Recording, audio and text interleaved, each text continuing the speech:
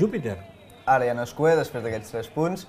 El Figueres va començar com sempre. En Xavi Ferron van tenir una, en Richie va tenir una altra, van tenir un parell d'ocasions que no les van fer.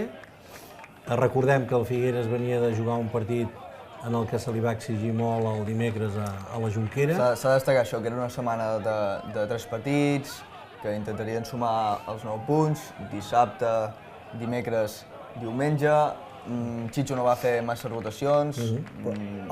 Al final, fixeu-vos que estem sempre en el mateix. La Unió Esportiva Figueres és un equip mata-gegants, és a dir, tot el que sigui mitja taula cap amunt és capaç de guanyar o empatar amb fiabilitat. I en canvi, els que se suposa que són més assequibles, a priori. Són més assequibles. Al final, és el que deia Guardiola, no? Al final, són aquesta classe de partits els que et fan perdre punts. Al final, bueno, ja ho veiem, Ascó victòria, contra el Vilafranca empat, però podria haver estat una victòria, Peralada victòria. La temporada passada, aquell mític 1-0. La jugada tonta de l'àrea, que cada partit del Figueres no acostuma a tenir alguna. Al minut 69 s'avançava 1-0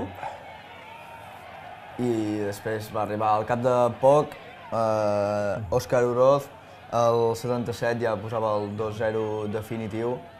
S'enfadava una mica, però a mi tampoc no m'ha semblat penal. Aquí veiem ara, sí, el jugador que s'enfadava abans, Òscar Oroz, que posava el 2-0 a falta de 10 minuts per acabar el partit i deixava, com titulava algun company de la Unió Esportiva Figueres, sense oxigen. S'ha vist un Júpiter millor que el Figueres, evidentment. Jo crec que el resultat és merescut. Han apretat molt més i s'han trobat molt més còmodes sobre el camp, evidentment marcat per la falta de frescura del Figueres, perquè hem jugat el tercer partit que juguem aquesta setmana.